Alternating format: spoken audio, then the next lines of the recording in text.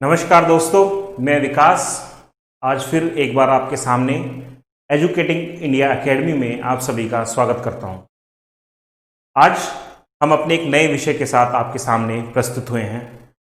ये विषय medieval Indian history का बहुत ही जाना माना और बहुत ही खास विषय है। ये टॉपिक है मुगल स्थापत्य कला। जैसे कि आप स्क्रीन पर देख सकते हैं, मुगल आर्किटेक्चर। तो मुगल आर्किटेक्चर या स्थापत्य कला क्या है और उसकी ऐतिहासिक महत्व क्या है, उसका ऐतिहासिक महत्व क्या है, इस विषय को लेकर आज हम अपनी क्लास करेंगे। तो दोस्तों, दो बातें हैं। एक तो मुगल काल में जो इमारतें बनी उनका क्या ऐतिहासिक महत्व है, what is the importance of those minarets and architectures that were built in Mughal era. और दूसरी बात है, इनका तकनीकी पहलू क्या है, यानी कि टेक्नोलॉजिकल जो इनके पीछे ब्यूटी है और टेक्नोलॉजिकल जो चीजें लगी हैं और उसमें जो समय समय पर बदलाव आए वो क्या है। तो इन दोनों ही चीजों की चर्चा हम कर सकते हैं, लेकिन आज की क्लास का हमारा मुख्य विषय होगा मुगल कालीन इमारतों का ऐतिहासिक महत्व समझना। उनके नाम, वो किसने बनवाई, क्यों बनवाई, कहाँ बनवाई और इसके पीछे का मकसद क्या था। इनके तकनीकी पहलुओं को भी हम कुछ समझेंगे, लेकिन इसके विषय में एक दूसरी क्लास हम बाद में करेंगे। आज की कक्षा में हम इन इमारतों के बारे में समझेंगे। तो दोस्तों, मुगल आर्किटेक्चर की जब हम बात करते हैं तो हमें ये समझना पड़ेगा कि मुगल भारत में कब आए, वो यहाँ पर कैसे सेटल हुए, कैसे उन्होंने इमारतें बनानी शुरू की, क्यों शुरू की, क्या यहाँ पर पहले से कुछ इमारतें थी और क्या वो उनमें रहे, या इन सब बातों को हमें समझना पड़ेगा। मैं आपको बता देना चाहता हूं दोस्तों कि मुगलों के भारत में आने से पहले, यानी 1526 में जब बाबर भारत में आया, फरगना अफगानिस्तान से बाबर 1526 में भारत आ गया था। पानीपत के युद्ध के बाद वह यहाँ पर सेटल हो गया था और धीरे धीरे कानवा, चंदेरी, घाघरा, इस तरह की लड़ाइयाँ उसको लड़नी पड़ी। थोड़ा समय लगा, 4 साल लगे, उसके बाद उसकी मृत्यु भी हो गई। लेकिन इस दौरान कुछ कुछ इमारतें बनना शुरू हो गई थी, मुगल काल की कुछ इमारतें बनना शुरू हो गई।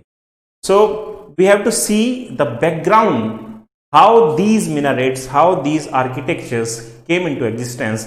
एज यू कैन सी, पहले जो है आप देख सकते हैं कि सल्तनत काल का जो टाइम पीरियड था, सल्तनत काल यानी कि 1200 के बाद का जो समय था, जिसमें हम देखते हैं कि कुतुबुद्दीन ऐबक, इल्तुतमिश, बलबन, अलाउद्दीन खिलजी वगैरह वगैरह बहुत सारे सुल्तान आए। उन्होंने भी अपने समय पर अलग अलग इमारतों को तामीर करवाया, बनवाया। बट ये मुगल कालीन इमारतें इनसे कुछ अलहदा थी, कुछ अलग थी। वो कैसे अलग थी, ये हम आज की कक्षा में समझेंगे। तो सबसे पहली बात तो यह है कि जब सल्तनत काल का अंतिम समय आ रहा था, यानी कि आप समझने की कोशिश कीजिए, 1526 में मुगल काल शुरू होता है जब बाबर भारत आता। तो ये सल्तनत काल का एक आखिरी समय था। उस समय सल्तनत का आखिरी बादशाह कौन था या आखिरी सुल्तान कौन था, अगर हम कहें तो इब्राहिम लोदी जो है वो लोदी वंश का आखिरी सुल्तान था। He was the last king of Lodi dynasty. और उस समय तक हम ये देखते हैं कि धीरे धीरे धीरे धीरे स्थापत्य कला का पतन होने लगा था। यानी कि जब 1193 में, 1193 में पृथ्वीराज चौहान को हराकर मोहम्मद गोरी ने जो है यहाँ पर स्टेब्लिश कर दिया गुलाम वंश। इसके बाद कुतुबुद्दीन ऐबक आया, जिसके समय में कुतुब मीनार बनी। उसके बाद जो है रजिया और बलबन और ना जाने कितने सारे सुल्तान आए। सभी ने कुछ ना कुछ कंट्रीब्यूशन जो है आर्किटेक्चर में दिया। लेकिन लोदी समय तक आते आते हम देखते हैं कि इस ओर एक पतन की अवस्था आने लगी, यानी कि आर्किटेक्चर्स में भी बहुत ज़्यादा जो है वो गिरावट आ रही थी। तो ये क्यों हो रहा था, यानी कि डिसेंट्रलाइजेशन हो रहा था कलाओं का। आप देख सकते हैं जैसे कि स्क्रीन पर लिखा हुआ है कि सल्तनत काल के अंतिम समय तक जो है क्या होने लगा था, स्थापत्य कला का पतन होने लगा था और आर्किटेक्चर और अन्य कलाएं जो हैं वो प्रांतीय जो है वो शासन में जाने लगी थी, यानी कि सेंटर से हटकर जो कलाकार हैं वो प्रांतीय शासनों में जाने लगे थे।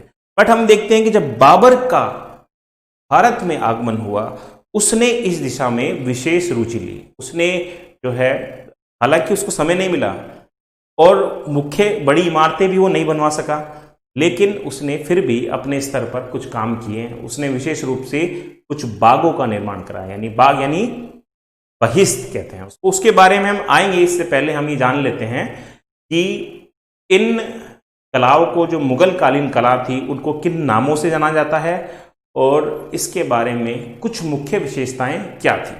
इससे पहले कि हम बाबर की कालीन इमारतों को पढ़ें, हम ये जान लेते हैं कि ये विशेषताएं क्या थी।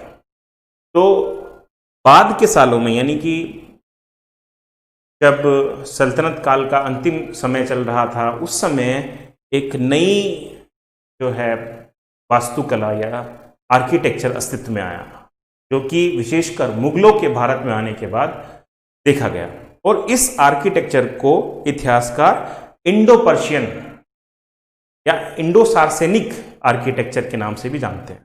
कुछ इतिहासकार या कुछ विद्वान इसे इंडो इस्लामिक कहते हैं, लेकिन बहुत सारे विद्वान इसे इंडो इस्लामिक मानते भी नहीं, क्योंकि जो गुंबद और मेहराबों की बात इसमें की गई है वो इस्लामिक एरा से भी पहले बन चुके थे। हम देखते हैं कि बहुत प्राचीन इमारतें, बहुत ही पुरानी इमारतें, जैसे हाइया सोफिया की इमारत है तुर्की में, और उससे भी पुरानी कई इमारतें जो ग्रीको रोमन सभ्यता में दिखाई देती हैं, उनमें भी हमें गुंबद यानी डोम्ब दिखाई देता है।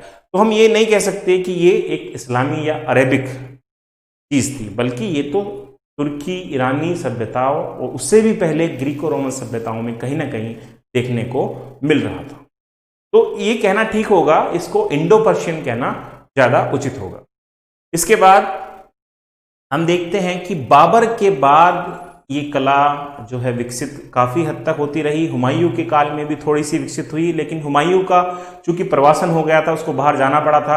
आप सभी जानते होंगे कि 1540 के बाद जब हुमायूं जो है ईरान चला गया और उसका निर्वासन हो गया था, और he had to be in exile and he had to remain there with the Shah Tahmasp of Iran. Persia में उसे ईरान में शाह ताहमास्प के पास शरण लेनी पड़ी, और इसके बाद बहुत सारी इमारतें वो नहीं बनवा सका। लेकिन अकबर ने इस परंपरा को बेहद आगे बढ़ाया और उसने बहुत खूबसूरत और बेहतरीन जो है इमारतें बनवाई थी, जिसके बारे में हम आगे आगे बात करते जाएंगे। तो मुगल कालीन इमारतों की यदि हम बात करें, इनकी विशेषताओं की यदि हम बात करें, तो हम देखते हैं कि इनमें खास बात यह थी कि ये इनमें गोल गुंबद था। आप पढ़ सकते हैं स्क्रीन पर, गोल गुंबद और ऊंची मीनारें, मेहराबें और पतले लंबे खंबे या स्तंभ भी इनमें होते थे। तो ये मुगल आर्किटेक्चर की कुछ खास निशानियां हैं, कुछ खास बातें हैं जो हमें याद रखनी पड़ेंगी। यानी कि अगर आपको मुगल आर्किटेक्चर या मुगल स्थापत्य की किसी इमारत को पहचानना है, तो उनकी खास बात यह है कि उनमें अधिकतम इमारतों में आपको गुंबद दिखाई देगा, यानी कि एक डोम दिखाई देगा। डोम क्या होता है उसका मैं आपको एक छोटा सा चित्र बनाकर दिखा देता हूं। जैसे कि आप लोगों ने बहुत सारी मस्जिदों में देखा होगा, दिल्ली की जामा मस्जिद या और भी कहीं की मस्जिदों में देखा होगा, जैसे दिल्ली की जामा मस्जिद में 3 डोम बने हुए हैं। इस तरीके से डोम की आकृति होती है, जिसको हिंदी में गुंबद कह सकते हैं। तो इस तरह के डोम जो है होते हैं, और ये इमारत के ऊपरी भाग में होते हैं, यानी कि इमारत के ऊपर जो है ये संरचना होती है। किसी भी प्रकार की मस्जिदों में, ज्यादातर मस्जिदों में आपको गुंबद मिल जाते हैं। तो गुंबदों का होना और आर्च यानी कि मेहराबों का होना। अब ये मेहराब क्या चीज है? अब मेहराब की भी आकृति यही होती है, लेकिन मेहराब दरवाजों में और खिड़कियों में लगी होती है और इस तरीके से होती है। यानी कि आकृति तो यही होती है, ये पूरा गोल गुंबद होता है जो पूरा चारों तरफ से घिरा रहता है, लेकिन जो मेहराब होगी उसकी आकृति भी यही होगी, लेकिन वो दरवाजों के ऊपर या खिड़कियों के ऊपर बनी होगी। तो ये गुंबद और ये मेहराबें जो हैं बहुत ही खास जो हैं चीजें थी मुगल स्थापत्य कला की।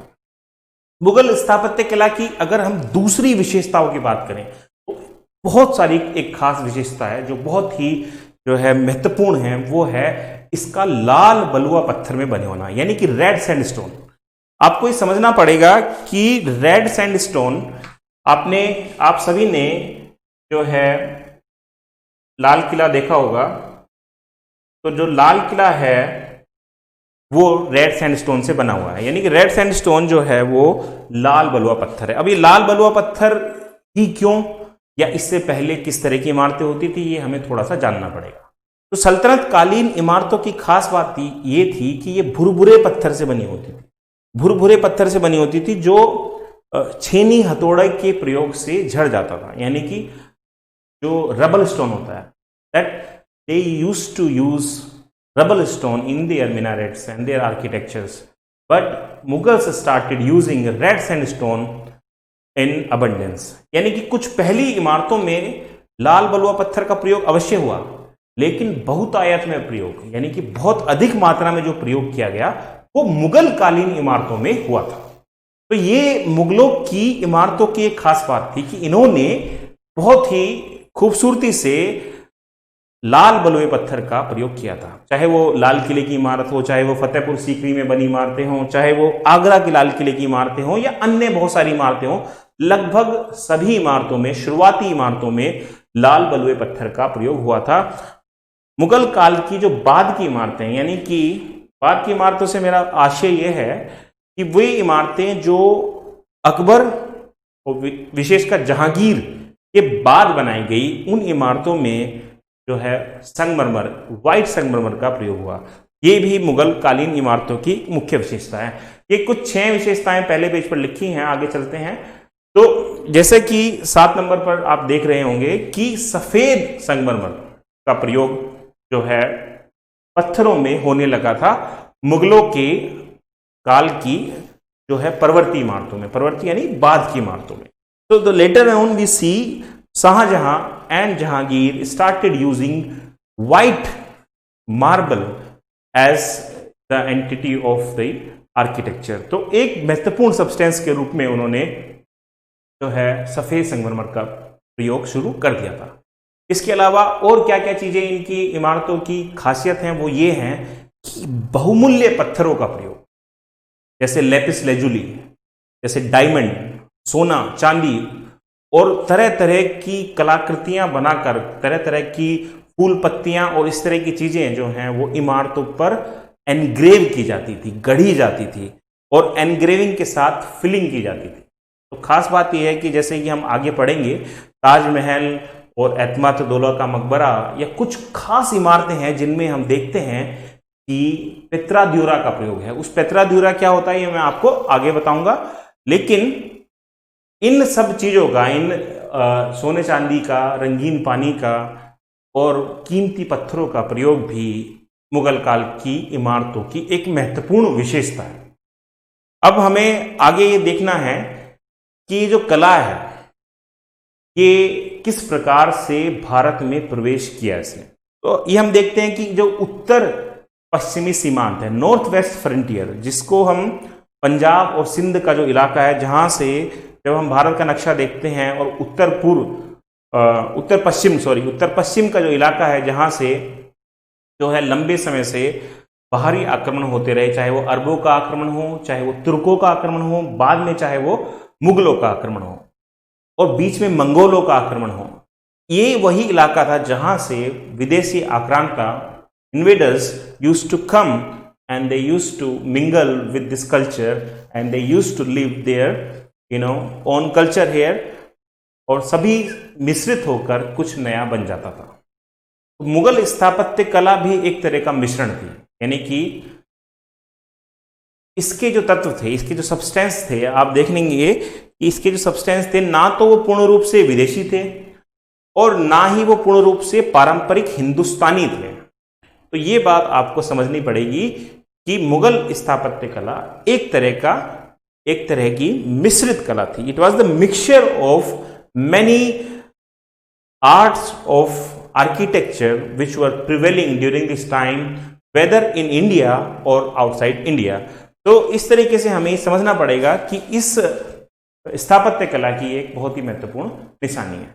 अच्छा, अब हम थोड़ा सा ये भी समझ लेते हैं कि कुछ खास विद्वानों ने इस कला के बारे में क्या कहा है। जैसे कि यूपीएससी में हम आंसर लिखते हैं, खासकर मेंस के लिए, या फिर कई बार ऑब्जेक्टिव में भी इस तरह के सवाल आ जाते हैं, लेकिन मेंस के लिए बहुत जरूरी है, चाहे वो स्टेट सर्विसेज हो या यूपीएससी हो या किसी भी तरह की अन्य सर्विसेज हो।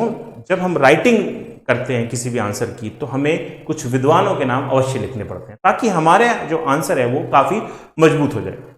तो फर्ग्यूसन नाम के एक आर्ट हिस्टोरियन है, उन्होंने कहा है कि मुगल वास्तुकला विदेशी थी, that it was a foreign art, यानी कि ये बाहर से आई हुई कला थी। तो उन्होंने इसके बारे में कुछ तर्क दिए होंगे कि ये जो पारंपरिक भारतीय हिंदुस्तानी कलाएं हैं उनमें वो तत्व नहीं है जो इस कला में है। उन्होंने कुछ अपने पारंपरिक कुछ बातें बताई होंगी। हेवेल हैं, एक दूसरे इतिहासकार हैं, उनका ये कहना है कि ये एक विदेशी कला नहीं है बल्कि ये भारतीय कलाओं का मिश्रण है। तो हेवेल नाम के एक आर्ट हिस्टोरियन है जिनका ये कहना है कि ये एक भारतीय कला ज्यादा है, ना कि एक विदेशी कला। इसके अलावा सर जॉन मार्शल हैं। सर जॉन मार्शल के बारे में आप सभी ने पढ़ा होगा, सिंधु घाटी सभ्यता में उनका बड़ा विशेष योगदान रहा। 1924 में उन्होंने जो है काफ़ी जो है जगहों की खुदाई कराई थी। तो सर जॉन मार्शल का ये कहना है कि भारत जो एक इतनी बड़ी एक कंट्री है या इतना बड़ा एक क्षेत्र है, भौगोलिक क्षेत्र है और सब कॉन्टिनेंट है, उसमें एक ही समय पर अलग अलग किस्म की कलाएं निहित थी, एक कलाएं विद्यमान थी। तो उनका ये कहना है कि जो मुगल काल में अलग अलग चीजें दिखाई देती हैं, मुगल काल में जो अलग अलग कलाओं का मिश्रण दिखाई देता है, इसमें कोई आश्चर्य नहीं है, इसमें कोई वंडर नहीं है, क्योंकि इतने बड़े देश में, इतने बड़े क्षेत्रफल में अलग अलग तरह की कलाएं विकसित होंगी। और मुगलों की खास बात यह थी कि उन्होंने उन सारी कलाओं को एसिमिलेट किया, उन्होंने उन सारी कलाओं का मिश्रण किया और उन्होंने अपने स्थापत्य में उसका बेहतरीन तरीके से प्रयोग भी किया। जब हम आगे बढ़ेंगे इस चीज को समझने के लिए, तो हम देखेंगे कि अकबर के द्वारा बनाई गई इमारतों में बहुत ही ज्यादा भारतीय वास्तुकला का प्रयोग हुआ था। तो ये उसके एक सेकुलर थॉट प्रोसेस को भी दिखाता है, धर्मनिरपेक्ष विचारों को भी दिखाता है, और सातीकरण यानी कि assimilation and acceptance eight the same time tolerance को भी दिखाता है। तो मुगलों में भी कुछ ऐसे शासक रहे हैं निश्चित तौर पर जिन्होंने जो है भारतीय कला को पूर्णता से अपनाया और अपनी कलाओं से उनको जोड़ा। एक पर्सी ब्राउन नाम के आर्ट हिस्टोरियन हैं, कला के इतिहासकार हैं, उन्होंने भी मुगल स्थापत्य की बहुत तारीफ की है। उन्होंने तो इसे चमत्कारिक बताया है। उन्होंने बहुत सारी जो इमारतें हैं, जैसे शेरशाह कालीन इमारतों की भी उन्होंने तारीफ की है, इसके अलावा मोती मस्जिद की भी उन्होंने तारीफ की है। तो पर्सी ब्राउन ने मुगल स्थापत्य कला को एक चमत्कार से कम नहीं बताया। तो हम ये देखते हैं कि अलग अलग हिस्टोरियंस ने मुगल स्थापत्य के बारे में काफी कुछ बोला था। तो हम आगे बढ़ते हैं। अब हम ये जानने की कोशिश करेंगे कि जो मुगलों का पहला बादशाह था, मुगलों का पहला शासक था, जिसका नाम बाबर था। बाबर फरगना अफगानिस्तान से आया था, जिसके फादर उमर शेख मिर्जा, माँ कुतलुग निगार खानम, और बचपन से ही उसे जो है शौक था अलग अलग तरह के एक्सपीडिशन करने का, और वो ये मानता था कि तैमूर लंग और चंगेज खान का वो वंशज था। उसको ये लगता था कि मेरा हक है हिंदुस्तान पर, और वो हिंदुस्तान को जीत पाया। 1526 में वो भारत आ गया, 1530 में उसकी मृत्यु भी हो गई। तो अब हम आगे देखने की कोशिश करेंगे कि बाबर ने अपने समय में कौन कौन सी इमारतों को बनवाया। देखिए, ये बड़ा ही विवादास्पद विषय रहता है कि मथुरा में भी बाबरी मस्जिद है और अयोध्या में तो आप सभी जानते हैं, लेकिन खास बात यह है कि इन मस्जिदों का निर्माण बाबर ने खुद नहीं करवाया था। ये अभी आपको पता चलेगा जब मैं आपको आगे बताऊंगा कि बाबर ने कुछ विशेष कुछ इमारतों का निर्माण कराया, लेकिन उसने इसके अलावा जो निर्माण कराया था वो निर्माण कराया था बागीचों का निर्माण। यानी कि बाबर को बड़ा शौक था कि वो जो है पेड़ पौधों को लगवाए, बागीचों को लगवाए, उसमें रहे। अब खास बात ये थी कि जिस जलवायु से, जिस क्लाइमेट से वो आया था, इट वॉज वेरी कोल्ड, बहुत ठंडी जलवायु से वो आया था, और गर्मियों में भी वहां पर गर्मी बहुत ज्यादा नहीं पड़ती थी। तो बाबर जब यहाँ भारत में आया तो तुजुक बाबरी में बाबर लिखता है कि यहाँ की जलवायु बहुत गर्म है, यहाँ के जानवर बड़े अजीब से हैं, यहाँ के फल बड़े अच्छे नहीं हैं, यहाँ के लोग भी उसके अच्छे नहीं लगे। तो बाबर की तुजुक बाबरी में जो तुर्की भाषा में लिखी हुई है और खुद बाबर ने लिखी है, उसमें हमें इन सारी चीजों का बारे में पता चलता है। एक खास बात जो हमें पता चलती है वो ये है कि बाबर ने कुएं, तालाब और बहुत सारे बागीचों का निर्माण कराया था। उसके पीछे का कारण सबसे ज्यादा यही था कि उसे गर्मी यहां पर बहुत लगती थी।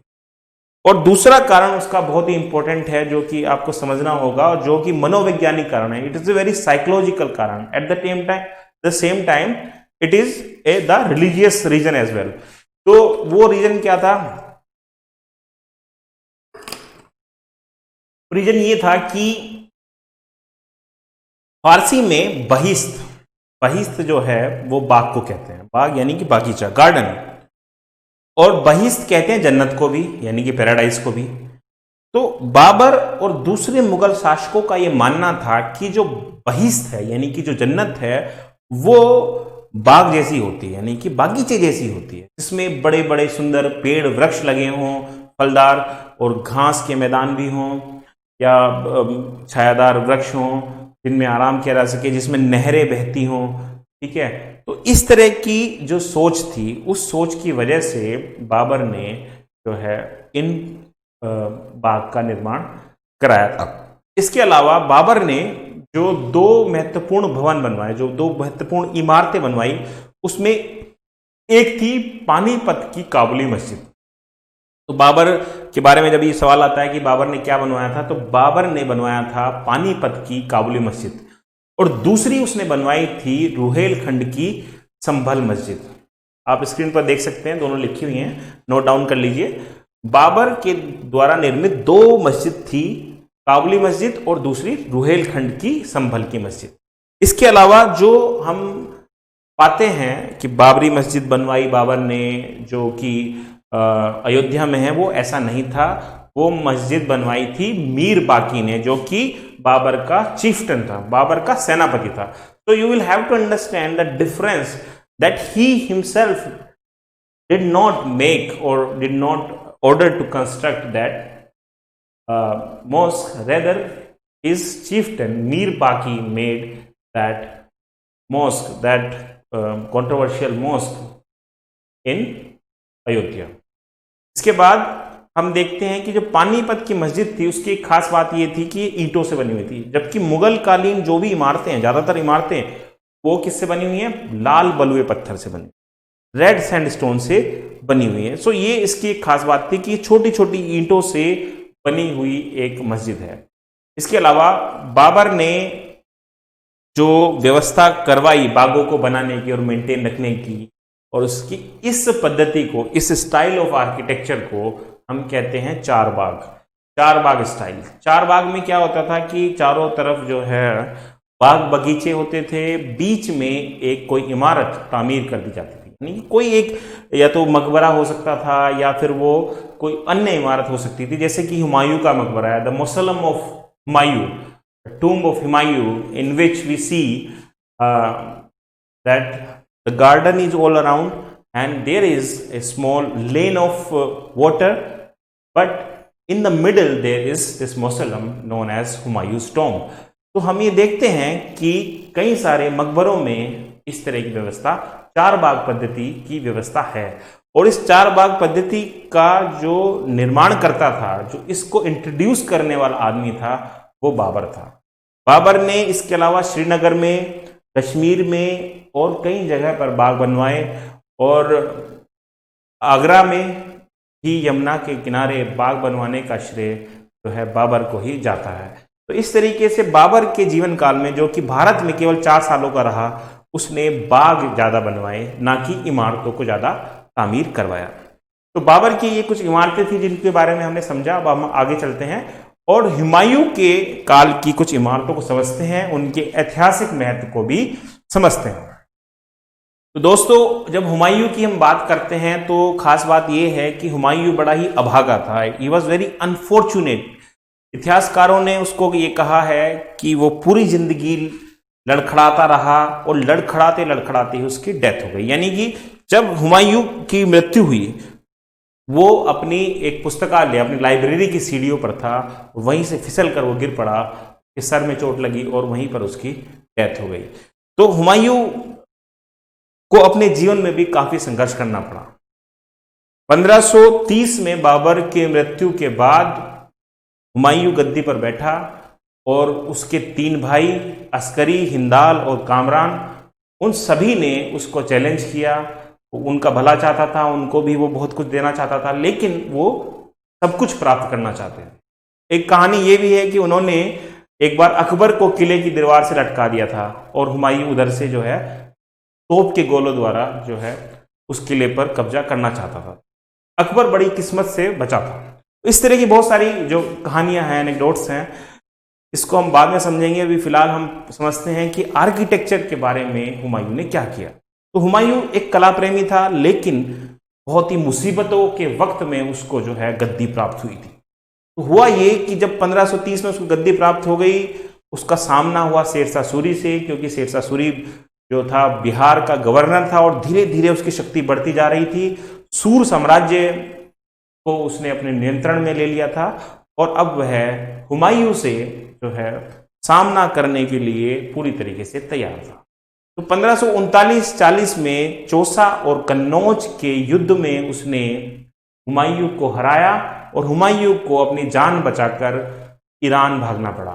ईरान के शाह तहमास्प के पास उसने शरण ली और अगले 15 सालों तक वह दिन रात इस बात की कोशिश करता रहा कि वो अपना खोया हुआ साम्राज्य कैसे वापस ले। इस दौरान उसने स्थापत्य कला के विषय में भी काफी चीजों को सीखा, उसने अन्य कलाओं के बारे में भी काफी सीखा और अपनी सेना को दिन रात मजबूत करने का काम किया था। तो इस मजबूती में उसने कुछ खास चीजें इजाद की, उस खास चीजों को समझा, परखा था। वो चीजें क्या थी? जैसे कि तोपों का प्रयोग कैसे करना है, और इसके अलावा तो उसने बहुत सारे पेंटर्स को जो है प्रश्रय दिया था जो वापस उसके साथ आए थे, जैसे अब्दुल समद और मीर सैयद अली वगैरह वगैरह का नाम मिलते हैं। लेकिन साथ में उसने एक खास काम किया था कि आर्किटेक्चर को भी समझा था और अपने साथ बहुत सारे आर्किटेक्ट को वो लाया था। तो ईरानी आर्किटेक्ट भी उसके साथ आए थे और मिर्जा गयास भी उनमें से एक था, जिसके बारे में अभी हम समझेंगे। उससे पहले जब हुमायूं यहाँ पर भारत में था और उसको गद्दी मिल चुकी थी, उसने एक इमारत को तामीर करवाया था। उस इमारत का नाम था दीन पनाह, असाइलम ऑफ द पुअर, यानी कि जिसमें गरीब रहें और जो मतलब ईश्वर के बंदे जो हैं, पीर जो हैं, सूफी जो हैं, उनको पनाह मिले। इस तरह की इमारत उसने जो है तामीर करवाई थी 1533 में। अब ये जिस जगह तामीर हुई थी वो इलाका है पुराना किला का इलाका, जो नई दिल्ली में प्रगति मैदान के पास स्थित है। 1533 में, जैसे कि आप स्क्रीन पर देख सकते हैं, दीन पनाह का निर्माण उसने करवाया था।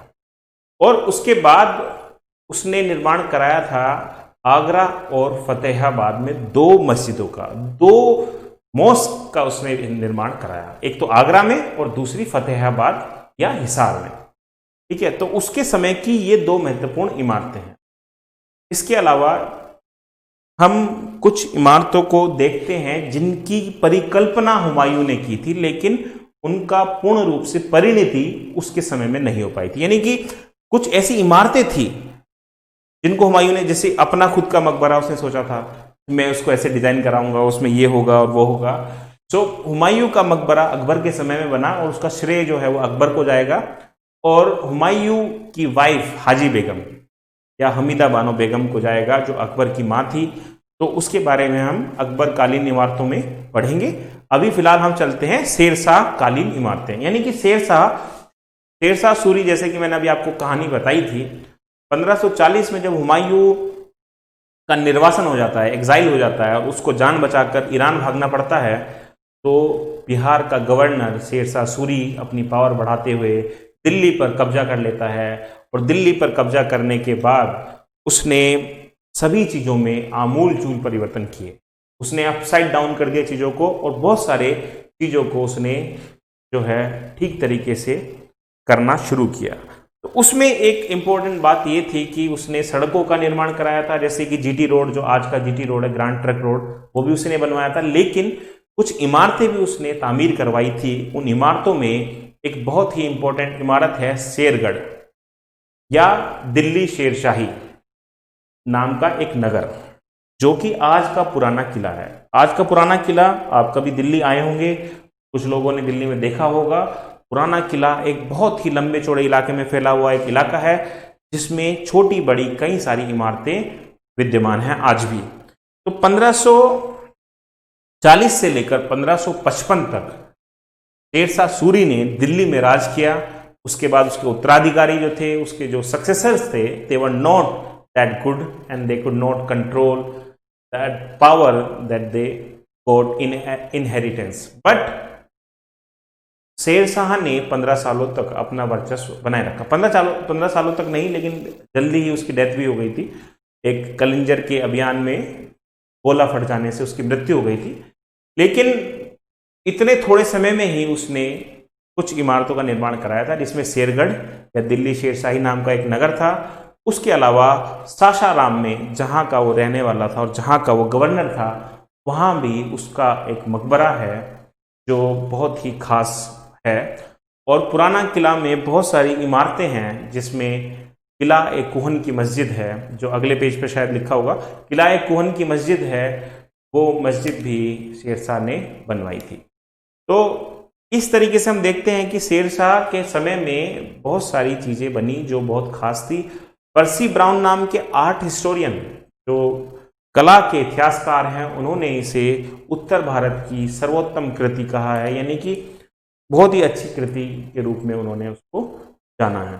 तो शेरशाह के समय में कुछ ये इमारतें बनी। इसके अलावा जैसे कि आप देख सकते हैं कुछ और इमारतें बनी, जैसे कि दीन पनाह को उसने कुछ तुड़वा दिया था, और पुराने किले का निर्माण भी दीन पनाह नामक जो स्थान था, बहुत बड़ा इलाका था, उसके कुछ हिस्से पर पुराने किले की इमारतों को बनवाया गया था।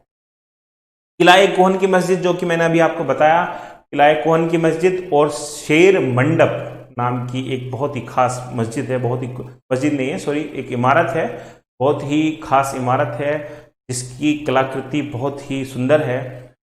और एक अगली क्लास जो मैं आगे लूँगा, उसमें हम तकनीकी पहलुओं पर विशेष रूप से बल देंगे, तो वहाँ पर आप चित्रों के साथ में आपको उन इमारतों के बारे में बताऊंगा। तो इस इमारत में जो है शेर मंडल नाम की इमारत है, और ये अष्टभुजी, जिसमें 8 कोने हैं, यानी कि चारों मतलब उसमें जो है गोल गोल इमारत है, जिसमें 8 कोने बने हुए हैं, और 3 मंजिल का ये मंडप बना हुआ है। तो ये एक बेहद ही अलग तरह की इमारत है, जिसको शेरशाह ने अपने लिए बनवाया था। तो शेरशाह सूरी मुगलों के बीच में एब्रप्टली आ गया, यानी कहीं से आ गया, अपनी मेहनत से आ गया, लेकिन उसने भी उस कलाकृति को, उस कला को, इस स्थापत्य को जिंदा रखा और आगे बढ़ाया। तो शेरशाह के बाद हम बात करते हैं अकबर की। तो अकबर कहाँ से आया, और अकबर जब हुमायूं बाहर चला गया और वापस आने की कोई स्थिति नहीं थी, तो ऐसा क्या हुआ कि जो है अकबर गद्दी पर बैठ गया। तो जैसे कि आप जानते हैं कि हुमायूं 1555 में वापस आया, उसने मच्छीवाड़ा की लड़ाई लड़ी और अफगानों को हराया, जिसमें शेरशाह सूरी के वंशज थे, महमूद शाह था। और उनको हराने के बाद हुमायूं ने अपनी गद्दी को रिक्लेम किया, ने दोबारा से प्राप्त किया और मुगल शासन को पुनर्स्थापित किया। ही री-एस्टेब्लिश्ड Mughal dynasty there that he lost before 15 years. So it was very mesmerizing and it was very astonishing that one could find his reign back after 15 years, after a lot of struggle and lots of hard work. 15 साल की मेहनत के बाद जब हुमायूं वापस आ गया, लेकिन दुर्भाग्य से वो 1 साल ही जिया, और 1 साल बाद उसकी सीढ़ियों से गिरकर, ऐसा कहा जाता है कि दीन पनाह का जो कुछ भाग बचा हुआ था, उसको उसने एक पुस्तकालय की शक्ल दी थी, एक लाइब्रेरी बना दिया था। उस लाइब्रेरी से गिरकर, सीढ़ियों से गिरकर उसकी मृत्यु हो गई। तो दोस्तों, जब हुमायूं की डेथ हो गई और अकबर बहुत छोटा था, 14 ईयर्स ओल्ड का था, उसको बैरम खान ने संरक्षण दिया और गद्दी पर बैठने के बाद अकबर ने कुछ ही सालों में सारी चीज़ों को समझ गया। शुरुआत में उसको दिक्कतें हुई, हरम की महिलाओं ने उसको जो है अपने हिसाब से चलाने की कोशिश की, तो ये फेज पेटीकोट गवर्नमेंट के रूप में जाना जाता है अकबर के समय में। लेकिन जल्दी ही अकबर मैच्योर हुआ और इन सब चीज़ों से बाहर निकलकर उसने कुछ खास चीज़ों करने की कोशिश की। उनमें से एक बहुत इंपॉर्टेंट चीज़ थी स्थापत्य कला, यानी कि आर्किटेक्चर। जैसा कि हम सभी जानते हैं, आप लोगों ने सुना होगा, पढ़ा होगा कि अकबर जो है अनपढ़ था, he was illiterate, but he had the sense of art, he had sense of knowledge, he was very witty and he was very smart in many things। तो अकबर ने जो है स्थापत्य कला में विशेष रुचि दिखाई, उसको इमारतें बनवाने का बहुत शौक था। तो अकबर ने जो इमारतें बनवाई उसके बारे में हमें समझना पड़ेगा। और अकबर की जो इमारतें थी उनकी खास बात ये थी कि ये हिंदू मुस्लिम शैली का बहुत बड़ा जो है संगम कही जा सकती है, ये मिश्रण कही जा सकती हैं। These could be known as the amalgamation of two cultures because we see many things, many symbols which are from Hinduism and which we also observe many symbols which are from the Islamic culture। तो इस तरीके से अकबर कालीन इमारतें जो हैं दोनों ही संस्कृतियों का एक मिलन थी। अबुल फजल जो एक दरबारी इतिहासकार हैं, जो अकबर के बारे में आईनी अकबरी में विस्तार से लिखते हैं, उन्होंने अकबर के बारे में कहा कि सम्राट सुंदर इमारतों की योजना बनाता है और अपने मस्तिष्क और हृदय के विचारों को पत्थर का रूप प्रदान करता है। यानी कि उसका कहने का अर्थ ये था, कहने का आशय ये था कि अकबर के दिमाग में बहुत सारी इमारतें का डिजाइन चलता रहता था और वो बहुत सारी सलाह देता था अपने स्थापत्यकारों को, अपने आर्किटेक्ट्स को कि आप इस इमारत को ऐसा बनाइए या वैसा बनाइए। तो इस तरह की जो चीजें थी वो अकबर के अंदर पहले से थी। He was very curious, he was innovative and this innovation could be seen in many things. Akbar के समय में हम जानते हैं कि उसने बंदूकों का निर्माण करवाया, उसने बहुत सारी ऐसी तकनीकों का निर्माण कराया कि दीवारें ठंडी रहें और हवादार कमरों का निर्माण, और इस तरह की बहुत सारी ऐसी चीज़ें, अनोखी चीज़ें हमें उस समय की दिखती हैं जो उसकी जो है विकसित बुद्धि या वैज्ञानिक टेम्परामेंट, साइंटिफिक टेम्परामेंट के बारे में दिखाती हैं। तो अभी हम आगे चलते हैं और देखते हैं कि कौन कौन सी इमारत अकबर ने तामीर करवाई, कौन कौन सी इमारत अकबर ने बिल्ड करवाई। ओके, सो हुमायूं का मकबरा, जैसे कि मैंने अभी आपको बताया था कि इस इमारत को जो है, इसका आइडिया जो है हुमायूं के अंदर मन में पहले से था कि मुझे अपनी मृत्यु के बाद इस तरह के मकबरे में दफनाया जाना चाहिए। जैसे कि मैंने आपको भी जब इस क्लास का इंट्रोडक्टरी में सेशन कर रहा था तो मैंने आपको बताया था कि मुगलों के अंदर एक विशेष सोच थी बहिश्त को लेकर। बहिश्त क्या चीज है? कि बहिश्त होता है बाग या बगीचा, और बहिश्त का अर्थ होता है जन्नत भी होता है।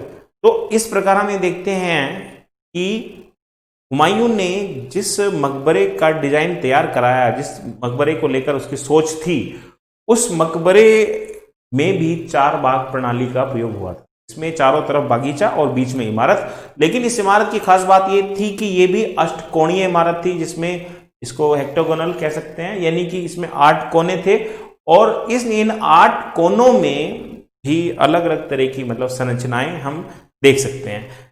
इस इमारत की एक खास बात ये थी कि इसके बारे में कहा जाता है कि इसका निर्माण इब्न अल अरबी, जो 12वीं-13वीं शताब्दी का एक फिलोसफर है तुर्की और ईरान के इलाकों में रहने वाला एक फिलोसफर इब्न अल अरबी, जिसने जन्नत की तस्वीर बनाई थी, जन्नत का नक्शा बनाया था, और वो नक्शा जो है वो इस बाग से मिलता जुलता था। तो जो प्रेरणा ली गई, जो यहाँ के स्थापत्यकार जो फारसी था, ईरानी था, उसने जो है मिर्जा गयास, जिसका नाम था मिर्जा गयास, ने ये प्रेरणा ली थी इब्न अल अरबी के नक्शे से ली थी। और इब्न अल अरबी का जो नक्शा था, ये कहा जाता है कि जन्नत का नक्शा था, और इसी नक्शे के आधार पर हुमायूं का मकबरा जो है वो तामीर किया गया था। इस मकबरे को बनवाने का श्रेय हमीदा बानो बेगम या हाजी बेगम को जाता है। हमीदा बानो बेगम अकबर की मां और हुमायूं की वाइफ थी, पत्नी थी। तो कुछ किताबों में लिखा हुआ है कि ये अकबर की सौतीली मां थी, कुछ में लिखा हुआ है कि ये अकबर की सगी मां थी। ये थोड़ा सा कंफ्यूजन है। तो इसके अलावा हम ये देखते हैं कि ये जो मकबरा है वो ज्यादातर ये जो है वो ईरानी स्थापत्य कला से बहुत ज्यादा प्रभावित है, यानी कि इसमें मिलावट मिश्रण कम है। इसमें जो है हम देखते हैं कि विशुद्ध ईरानी आर्किटेक्चर, पर्शियन आर्किटेक्चर ज्यादा है। इसके अलावा इसकी प्रेरणा जो है तैमूर के मकबरे से भी कही जा सकती है। कुछ इतिहासकारों का दावा है कि तैमूर का जो मकबरा है उससे जो है इसकी प्रेरणा ली गई थी, यानी कि हुमायूं के मकबरे की प्रेरणा ली गई थी। तो जैसा कि मैंने आपको बताया कि बहिश्त या बागीचा या फिर जन्नत में ही लोग मृत्यु के बाद भी जाना चाहते थे, इसलिए उन्होंने इस नक्शे को जो है फाइनल किया और अपने लिए इस तरह का नक्शा बनवाया। एक खास बात यह है कि इसी नक्शे को आधार बनाकर ताजमहल का भी निर्माण हुआ था। जो ताजमहल का जो मूल आइडिया है वो हुमायूं के मकबरे से ही लिया गया था। दूसरी एक खास बात यह है कि मुगल कालीन जो इमारतें हैं उनमें जो सबसे पहली एक खास इमारत है वो हुमायूं का मकबरा, यानी कि इससे पहले जो भी इमारत बनी वो मुगल स्थापत्य कला की रिप्रेजेंटेटिव नहीं कहा जाता। उनको नहीं कह सकते हम कि वो इमारतें मुगल स्थापत्य कला को कहीं ना कहीं उनका प्रतिनिधित्व करती हैं, बट ये इमारत जो है कहीं ना कहीं पूर्ण रूप से मुगल स्थापत्य कला का प्रतिनिधित्व करती हुई दिखाई देती है, क्योंकि इसमें वो सारी खूबियां हैं जो मुगल स्थापत्य कला में थी। अच्छा, इसके बाद हम ये देखते हैं कि अकबर के काल में आगरा का लाल किला जो है वो बना था। तो अकबर का जो काल था उसमें जो लाल किला बना वो बहुत ही खास है। पहली बात यह है कि ये लाल किला 90 सालों में बनकर कंप्लीट हुआ था। 90 साल आप कहेंगे कि अकबर तो 90 साल जिया भी नहीं, लेकिन दोस्तों अकबर ने तो इसका निर्माण शुरू करवाया था और इसमें काफ़ी सारी इमारतों को बनवाया था, लेकिन शाहजहां के टाइम तक, बल्कि औरंगजेब के टाइम तक भी इसमें कुछ ना कुछ इमारतें जोड़ी जाती रही, बनाई जाती रही थी। तो कुल मिलाकर ऐसा कहा जाता है कि जो है आगरा का लाल किला जो है वो रेड सैंडस्टोन से, यानी कि लाल बलुए पत्थर से बना था। वो लाल बलुआ पत्थर वही है जो आपने दिल्ली के लाल किले में भी देखा होगा, एक रेड कलर का पत्थर जो बेहद मजबूत है, जिसमें एनग्रेविंग भी की जा सकती है और जिसमें कई प्रकार की कलाकृतियों को भी उभारा जा सकता है। इस लाल बलुए पत्थर में छल्ले लगाकर, यानी कि कुछ पेंच नुमा चीजों को लगाकर आपस में पत्थरों को जोड़ा गया। इसके अलावा जोड़ने के लिए चूने का प्रयोग, दाल के मिश्रणों का प्रयोग और बहुत सारी अलग चीजें, जिप्सम वगैरह का प्रयोग भी किया जाता था। लेकिन खास बात यह थी कि इसमें मजबूती के लिए बहुत अधिक लोहे का भी इस्तेमाल किया गया था। दूसरी इस आगरा के किले की खास बात यह थी कि इसमें 2 द्वार थे। पहला जो द्वार था उसे दिल्ली दरवाजा या हाथी दरवाजा भी कहते थे। इसके अलावा एक दूसरा छोटा द्वार था, छोटा ये जो है गेट था। उस छोटे गेट में जो है बादशाह खुद प्रवेश करने के लिए उसका इस्तेमाल करता था। आगरा के किले की एक खास बात यह थी कि जब आप कभी जाएंगे या देखेंगे उसमें कि छोटी बड़ी कई सौ इमारतें, लगभग 500 भवनों का निर्माण कहते हैं उसमें था और अभी भी बहुत सारों का है, लेकिन कुछ बहुत सारे भवनों को शाहजहां ने तोड़कर दोबारा बनवाया और सफेद संगमरमर से, यानी कि व्हाइट संगमरमर का प्रयोग शाहजहां ने काफी ज्यादा किया था और उनको बनवाया था। तो ये बहुत ही इंपॉर्टेंट पहलू है इसका कि बहुत सारी इमारतों को रीबिल्ड किया गया, उनको पुनर्निर्माण किया गया जहांगीर के समय में और शाहजहां के समय में। तो अकबर के द्वारा बनाए गए आगरा के किले की ये कुछ खास बातें थी। इसके बाद हम ये देखते हैं कि अकबर ने जहांगीरी महल बनवाया। जहांगीरी महल जैसे कि नाम से ही विदित होता है, जहांगीर के लिए बनवाया गया था। जहांगीर जो अकबर का बेटा था, जिसका बचपन का नाम सलीम था और बेहद ही जो है वो कलाकार प्रवृत्ति का व्यक्ति था, जिसने जो है चित्रकारी में विशेष रूप से जो है कार्य कराया था। तो इस जहांगीरी महल में जो है शहजादा सलीम जो है निवास करता था, रहता था। इस महल की खास बात ये थी कि इसमें हिंदू शैली यानी कि जो विद्यमान हिंदुस्तानी शैली थी, यानी कि भारतीय जो राजकुमार थे, भारतीय जो राजपूत राजकुमार थे, उनके भवनों के प्रकार का ये भवन था, जिसमें शहतीर और कोष्टक यानी कि ट्रेबाइट एंड जो ब्रैकेट्स का प्रयोग किया गया था। यानी कि एक शहतीर होता है कड़ियां, और ब्रैकेट्स होते हैं जो खंभों को स्थायी रखने के लिए बगल में जोड़े जाते हैं। तो इस तरह की चीजों का प्रयोग किया जाता था। वो कोष्टक कैसे हो सकते थे? वो हाथी के रूप में भी हो सकते थे, वो कमल के फूल और इस तरह की कलाकृतियों का प्रयोग किया जाता था, जो कि हिंदू प्रतीक हैं, जो कि हिंदू सिंबल्स हैं। तो कुछ विद्वान ऐसा कहते हैं, some historians say that these were inspired by the Gwalior style of architecture. जो ग्वालियर के जो है राजपूत राजा थे, उनके भवनों से मिलता जुलता ये भवन था। ठीक है, तो ये बनाया किसने था? अकबर ने बनवाया था। अकबर कौन था? मुगल बादशाह था, लेकिन स्थापत्य कैसा था? वो हिंदू शैली का था। तो ये क्या दिखाता है कि अकबर कहीं ना कहीं जो है वो हिंदुइज्म से काफी प्रभावित था। जैसा कि आप लोगों ने कहानी सुनी भी होगी कि जब 1542 में अकबर का जन्म हुआ तो हुमायूं जो है इधर से उधर मारा हुआ फिर रहा था, और कछवाहा राजपूतों के यहाँ पर, वीरसाल के यहाँ पर अकबर का जन्म हुआ था। तो अकबर के अंदर एक सेंस ऑफ रेस्पेक्ट बचपन से ही डेवलप हो गई थी हिंदुओं के प्रति, खासकर राजपूतों के प्रति। तो इस तरह की चीजें हमें देखने के लिए मिलती हैं। तो इस वजह से भी शायद उसने अपनी इमारतों में, शायद अपने कामों में उस चीज को ध्यान रखा और सेकुलरिज्म की भावना को ऊपर रखा। यहां तक कि मैट्रिमोनियल अलायंसेस यानी कि वैवाहिक संबंधों में भी उसने इस चीज को गौर किया। और की जो रानी थी वो भी हिंदू थी, उसके जो बेटा जहांगीर था उसकी रानी भी जो थी, मुख्य रानी, वो भी हिंदू थी, मानबाई। इस तरीके से हम ये देख सकते हैं। तो आगे बढ़ते हैं। लाहौर का किला।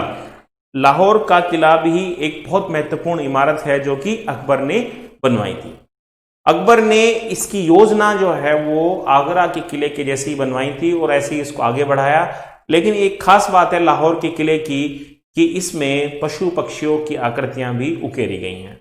अब इसके पीछे एक दिलचस्प कहानी है कि अकबर जब ग्रो कर रहा था as a king, as a badshah, उसके सामने कई चैलेंजेस थे। One of the challenge was to contradict और टू फेस और to to encounter against the umara class और the clergy class, ulema class. तो ये जो उलेमा थे ये बार बार अकबर को जो है वो क्या करते थे?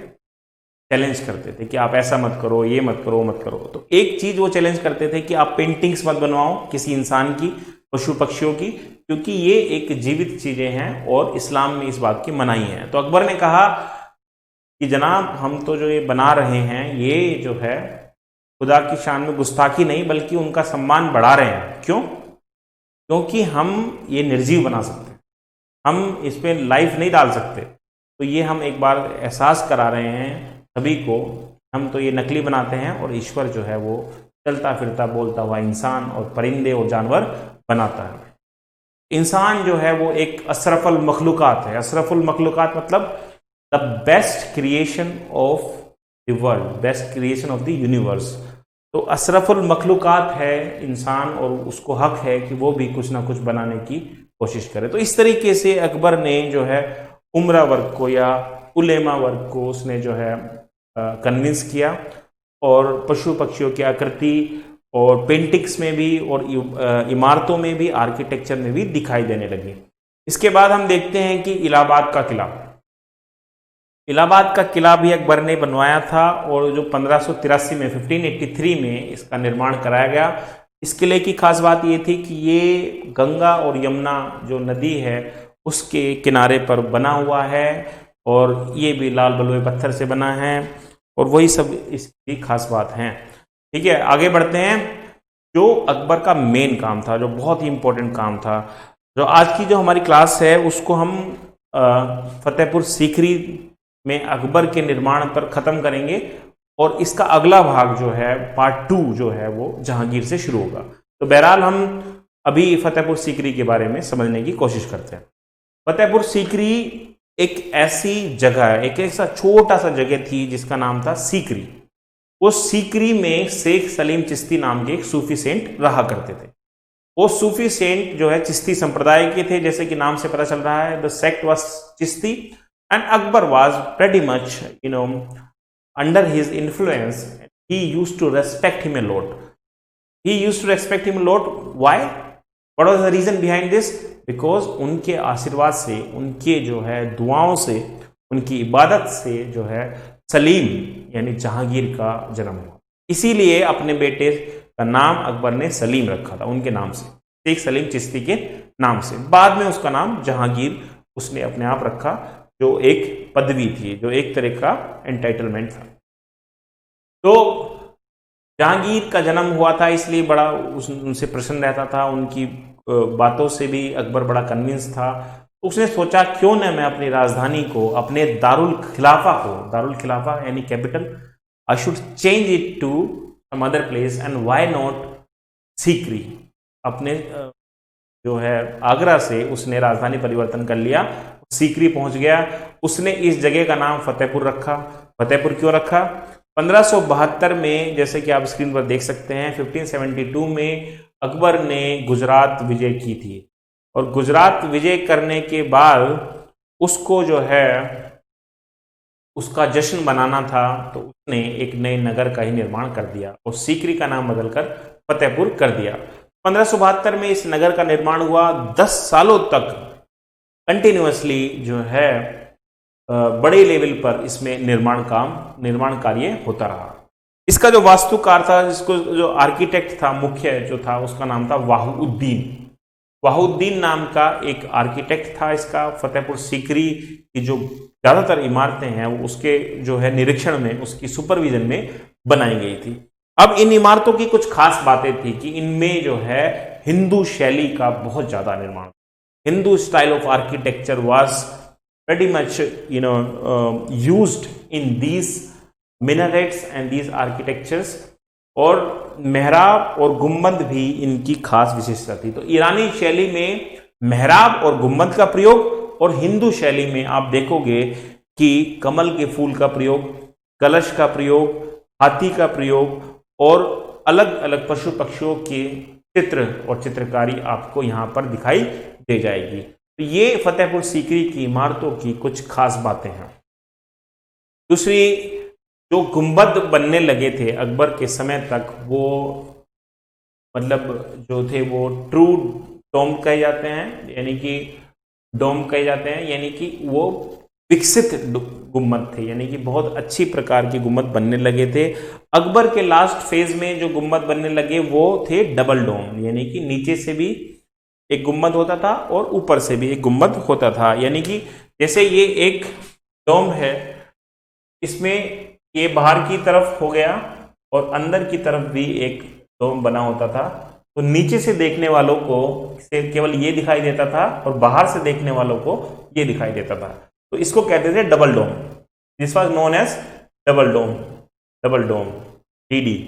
तो डबल डोम, इसके बारे में एक अलग क्लास तकनीकी पहलुओं पर हम करेंगे बाद में। फिलहाल तो मैं आपको सिर्फ ऐसे ही बता रहा हूँ। उस क्लास में चित्रों के साथ आपको भली भांति ये बताया जाएगा। फिलहाल इस क्लास में हम बात कर रहे हैं इमारतों के ऐतिहासिक महत्व। तो दीवाने आम का निर्माण भी अकबर ने यहाँ फतेहपुर सीकरी में कराया। दीवाने आम के बारे में आप जानते ही हैं कि जहाँ पर आम लोगों का दरबार लगता था, तो दीवाने आम में एक ऊंची सी कुर्सी लगी होती थी बादशाह के लिए। इसके अलावा दीवाने आम में जो है खंबे नुमा जो एक आर्किटेक्चर होता था, वो होता था जिसके ऊपर एक बहुत बड़ी जो है छत होती थी। दीवाने खास भी एक इमारत ऐसी होती थी जहाँ पर खास लोग, जहाँ पर उलेमा वर्ग, उमरा वर्ग और प्रशासनिक अधिकारी जो हैं वो बैठा करते थे और सलाह मशविरा करते थे बादशाह के साथ। तो ये बाहर से देखने पर 2 मंजिल की लगती है, लेकिन भीतर से ये केवल एक ही बड़ा सा कक्ष है। ये दीवाने खास की एक खास बात है, खूबसूरती है। आगे चलते हैं। इसी दीवाने खास में बहुत बेहतरीन नक्काशी की गई है, एनग्रेविंग्स की गई है, और उस नक्काशी में जो है उसके शीर्ष पर उसकी ऊंचाई पर हम देखते हैं कि जैन शैली के मेहराबदार ब्रैकेट बने हैं। तो जो ब्रैकेट, जो कोष्ठक बने हैं मेहराबदार, वो बहुत ही खूबसूरत हैं और मिट्टी और पत्थर का भी एक गोल चबूतरा वहां पर दिखाई देता है। अकबर ने अपने लिए वहां पर सिंहासन स्तंभ बनवाया, यानी कि एक तरह का उसने एक थ्रोन बनवाया। कहां पर? दीवाने खास में। ठीक है, ये भी दीवाने खास की एक महत्वपूर्ण जो है विशेषता है। इसके अलावा इबादत खाना का निर्माण भी यहीं हुआ। जब आप अकबर के बारे में पढ़ते हैं तो इबादत खाना एक बहुत ही महत्वपूर्ण इमारत है, बहुत ही जो है इतिहास में, बहुत ही ऐतिहासिक दृष्टि से भी बहुत महत्वपूर्ण है, क्योंकि यहीं पर उसने जो है अलग अलग विद्वानों के विचार सुनता था और यहीं पर प्रभावित होकर उसने जो है अपने एक नए धर्म की स्थापना की थी, शुरुआत की थी, जिसका नाम था दीन ए इलाही या तौहीद ए इलाही। इबादत खाना, जहाँ पर वो अलग अलग धर्मों के विद्वानों को बुलाता था, उनकी बातों को सुनता था, चर्चाएं करता था, उनसे विचार विमर्श करता था और अपने तर्क भी रखता था। तो इबादत खाना का निर्माण भी फतेहपुर सीकरी में ही हुआ था। अब एक जो सिंहासन था, जो बौद्ध तथा हिंदू वास्तुकला भी उसमें दिखाई देती, और कमल के ऊपर देवी की मूर्ति की कल्पना की गई। यानी कि आप देखोगे कि एक आसन है, उसमें ऊपर जो है देवी की मूर्ति भी कहीं ना कहीं उन्होंने प्रयोग की है। तो ये अपने आप में एक बहुत बड़ी बात है, जो एक मुगल बादशाह जो है हिंदू धर्म के प्रतीकों का, बौद्ध धर्म के प्रतीकों का, जैन प्रतीकों का और इसके अलावा ईसाई और यहूदी प्रतीकों का भी प्रयोग हमें अकबरकालीन इमारतों में दिखाई देता है। इसके अलावा एक और महत्वपूर्ण इमारत जो फतेहपुर सीकरी में बनी थी, वो तुर्की सुल्ताना की कोठी है, जो पंजाब की कास्ट कला, पंजाब की लकड़ कला यानी कि लकड़ी से बनी हुई कला पर आधारित है। और पर्सी ब्राउन जो एक कला इतिहासकार हैं, उन्होंने कहा है कि ये स्थापत्य कला का एक मोती है ना। तो इस प्रकार से हम देखते हैं कि अकबर द्वारा तामीर की गई इमारतें, खासकर फतेहपुर सीकरी की इमारतें पूरे इंडिया की इमारतों से जो हैं भली भांति प्रभावित थी। उनसे उन्होंने बहुत सारी चीज़ों की जो है प्रेरणा ली थी। तो तुर्की सुल्ताना की कोठी भी वहाँ पर मौजूद है, हालांकि ये अब काफ़ी हद तक जो है जीर्ण शीर्ण अवस्था में है, काफ़ी स्केटर्ड है, काफ़ी टूट फूट चुकी है। तो इसके अलावा पंचमहल, पंचमहल एक बहुत ही अलग तरह की इमारत है, इसमें जो है कई सारी इमारतें हैं, 5 मंजिले की इमारतें हैं खासकर, और बौद्ध विहार के जैसा ये दिखने में लगता है, और बाहर से देखने पे लगता है कि एक पिरामिड की जैसी आकृति भी उभर कर आती है। बाहर से देखने पे ऐसा लगता है कि ये अंदर की ओर झुका हुआ है, यानी कि इसकी दीवारें अंदर की तरफ झुकी हुई हैं। तो एक पिरामिड की शेप की फॉर्म आती है, उस तरह की जो है समझ उसको देखकर लगता है, लेकिन वैसा ये नहीं है। और ख़ास बात यह है कि पंचमहल जो है बहुत ही खूबसूरत एक कलाकृति थी, जिसमें जो है 5 जो है मंजिलें थी और अलग अलग मंजिल पर अलग अलग कलाकृतियां बनी हुई थी। कुरान की आयतें भी कहीं कहीं पर इसमें उत्कीर्ण हैं और लाल बलुए पत्थर का बहुत बहुधा प्रयोग है। इसके अलावा बुलंद दरवाज़ा, बुलंद दरवाज़ा फतेहपुर सीकरी की सबसे प्रसिद्ध जो है वो कलाकृति कहा जा सकता है। स्थापत्य की दृष्टि से भी देखा जाए तो ये एक भवन नहीं है, बल्कि ये एक दरवाजा है, ये एक द्वार है। तो आप में से कुछ लोग फतेहपुर सीकरी गए होंगे तो उन्होंने देखा होगा कि बहुत सारी सीढ़ियाँ चढ़कर, यानी कई सौ सीढ़ियाँ हैं, उनको चढ़कर बुलंद दरवाजे तक आप जाते हो, और इसकी ऊंचाई जो है ज़मीन से 176 फीट ऊपर है। और इसका जो दरवाज़ा है, यानी कि वो तो लकड़ी का बना हुआ है और उस पर लोहे का भी प्रयोग हुआ है, लेकिन जो दरवाजे की बाहरी दीवारें हैं और बाहरी जो उसकी चौखट आप कह सकते हो वो लाल बलुए पत्थर से बनी है और संगमरमर का भी उसमें बारीक तरीके से प्रयोग हुआ है। भारत के सबसे बड़े दरवाजों में से एक ये दरवाज़ा है, और कुछ सालों पहले तक तो इससे बड़ा दरवाज़ा भारत में था ही नहीं। तो फारसी, अरबी और भारतीय शैलियाँ जो हैं इस बुलंद दरवाजे में निर्मित, मतलब प्रयोग की गई हैं, इसके निर्माण में प्रयोग हुई हैं। और बुलंद दरवाजे को बनाने के पीछे का जो लक्ष्य था वो ये था कि गुजरात विजय हुई थी अकबर की 1601 में, उसकी विजय के उपलक्ष्य में उसने बुलंदी हुई, यानी कि बुलंद दरवाजे का निर्माण कराया था। अच्छा, इसके बाद हम देखते हैं कि फतेहपुर सीकरी में जामा मस्जिद का भी निर्माण हुआ था। अकबर का मानना था कि मैं एक ऐसी मस्जिद तामीर कराऊं, ऐसी मस्जिद बनवाऊं जो बेहद खूबसूरत हो और जो उसका जवाब नहीं हो, यानी कि वो बहुत ही खूबसूरत हो। तो उस मस्जिद का जो मैप है, उसका जो मानचित्र है, वो मक्का की मस्जिद पर जो है तैयार किया गया था। और इसके मतलब उस मस्जिद के जो अहाता था, उसका जो कैंपस था, उसमें शेख सलीम चिश्ती की दरगाह और इस्लाम खां की मकबरे स्थित हैं। तो शेख सलीम चिश्ती तो वही व्यक्ति हैं, वही संत हैं जिनके बारे में हमने बात की थी, जिनके दुआओं से जहांगीर पैदा हुआ था, ऐसा कहा जाता है, और जिसके नाम पर सलीम रखा गया था नाम। उनकी दरगाह को बनवाया उनकी मृत्यु के बाद अकबर ने, और इस्लाम खां की मृत्यु के बाद, इस्लाम खां की मृत्यु के बाद, इस्लाम खां भी अकबर का एक खास जो है वो क्या नाम अभिजात्य वर्ग का व्यक्ति था, उसके लिए भी उसने एक मकबरे का निर्माण वहां पर करवाया था। इसके अलावा दीन इलाही धर्म की घोषणा भी उसने फतेहपुर सीकरी से ही की थी, ये हमने बात पहले ही कर ली है। इसके अलावा शेख सलीम चिश्ती का मकबरा भी वहां पर स्थित है। शेख सलीम चिश्ती का मकबरा, जैसे कि अभी बात कर ही रहे थे, और शेख सलीम चिश्ती के मकबरे की खास बात यह है कि ये बाद में सफ़ेद संगमरमर से जहांगीर ने बनवाया। जब जहांगीर को ये पता चला कि मेरा जन्म जो है शेख सलीम चिश्ती की दुआओं से हुआ है, तो बड़ा खुश हुआ, और उसने उस रेड सैंडस्टोन की इमारत को तुड़वा कर नए सिरे से सफ़ेद संगमरमर से उस मकबरे का निर्माण कराया, उस दरगाह का निर्माण कराया। और उस दरगाह में जो है बहुत ही खूबसूरती से हिंदू शैली में और जैन शैली में जालियों का निर्माण कराया, तो उसमें बहुत ही खूबसूरत जालियों का प्रयोग हुआ है। स्मिथ एक इतिहासकार हैं, उन्होंने कहा है कि इसमें हिंदू स्थापत्य कला की काफ़ी झलक दिखाई देती है। फतेहपुर सीकरी में कुछ और बेहद खास इमारतें बनी थी जिनका ऐतिहासिक महत्व है और अकबर की सोच और उसकी नीति को दिखाती हैं। इसमें मरियम का महल और ज्योतिष की बैठक, बीरबल का महल, सराय नौ महला, इस्लाम खान का मकबरा, इबादत खाना, मरियम का चमन यानी बागीचा, हकीम का महल, कबूतर खाना, संगीन बुर्ज, मस्जिद शाहकुली तथा टोडर महल के महल प्रमुख रूप से उल्लेखनीय हैं। यानी कि आपको ये समझना पड़ेगा कि फतेहपुर सीकरी को जब अकबर ने अपनी राजधानी बना दिया था, तो उसने वहां पर बहुत अधिक निर्माण कार्य कराया। ये जो बीरबल का महल है और उसके अलावा जोधाबाई का महल कहा जाता है, कुछ लोग कहते हैं कि हरकाबाई का महल था, यानी कि इस पर एक डिबेट है कि अकबर की वाइफ का नाम जोधाबाई था कि हरकाबाई था, लेकिन जो भी था वहां पर एक रानी का महल अवश्य है जिसको बेहद खूबसूरती से बनाया गया है।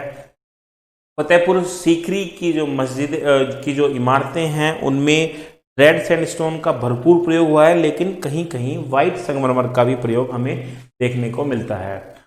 और दूसरी बात यह है कि ऐतिहासिक महत्व बहुत है फतेहपुर सीकरी की जो इमारतें हैं। एक या तो इबादत खाना कहें आप, या कहें आपकी दीन इलाही की शुरुआत कहें, या फिर आप कहें कि किसी विजय का उपलक्ष्य कहें, या शेख सलीम चिश्ती की वजह से कहें, फतेहपुर सीकरी जो है अकबर के लिए बहुत ही महत्वपूर्ण रहा, बहुत ही उसके लिए एक जो है बहुत ही खास जगह बनकर रह गई। अकबर ने फतेहपुर सीकरी के बाद कुछ कम ही भवनों का निर्माण कराया, और जिसमें अजमेर में उसकी एक दो इमारतें प्रमुख हैं। जैसे अजमेर में उसने एक मस्जिद बनवाई जिसको अकबरी मस्जिद के नाम से जाना जाता है। कोई बहुत बड़ी मस्जिद नहीं है वो, लेकिन ठीक ठाक है। तो अकबर ने ही उसका निर्माण एक बार करवाया था जब वो अजमेर गया था जियारत करने। तो यहाँ पर हम आर्किटेक्चर के पहले भाग को समाप्त करते हैं। अगली क्लास में हम पार्ट 2 में जहांगीर, शाहजहां और औरंगजेब की इमारतों के बारे में पढ़ेंगे, और औरंगजेब के बाद भी एक आध कोई छोटी मोटी इमारतें बनी हैं तो उनके बारे में भी समझेंगे। लेकिन अकबर तक की इमारतों के बारे में जानना बहुत ही महत्वपूर्ण था, और यूपीएससी या कोई भी एग्ज़ाम के पर्पस से ये जो मैं आपको आज बता रहा हूँ चीज़ें, ये चाहे वो लेखन हो, चाहे वो ऑब्जेक्टिव टाइप हो, दोनों ही प्रकार से बहुत ही महत्वपूर्ण है। और मैंने ये कोशिश की है कि ऐतिहासिक दृष्टि से लगभग सारी चीज़ें जो इम्पोर्टेंट बातें हैं वो कवर हो जाएं। इसके बाद भी कुछ तकनीकी पहलुओं की बात है वो हम अपनी अगली क्लासेस में करेंगे। जैसे कि हम ये समझेंगे कि शाहजहाँ की जो आर्चिस थी, मेहराबें थी, वो किस तरह की थी, डबल डोम क्या है, जो बल्बस डोम है वो क्या है, और आर्किटेक्चर में पेट्रा ड्योरा यानी कि अलग उत्कीर्ण करना पत्थर, वो सब क्या है, उन सब चीज़ों को चित्रों के द्वारा भी हम समझने की कोशिश करेंगे क्लास में। तो ये तकनीकी क्लास खासकर उन लोगों के लिए होगी जिन्हें अपना आंसर जो है और भी बेटर करना है, खासकर यूपीएससी और स्टेट सर्विसेज का मेंस लिख रहे हैं, है ना। और दूसरी जो सर्विसेज हैं, दूसरी जो एग्ज़ाम्स हैं, उनके लिए जो मैं बातें बता रहा हूँ केवल वो काफ़ी हैं। तो आज की क्लास ये समाप्त करते हैं और अगले भाग में मैं आपको आगे की चीज़ें बताऊंगा। धन्यवाद।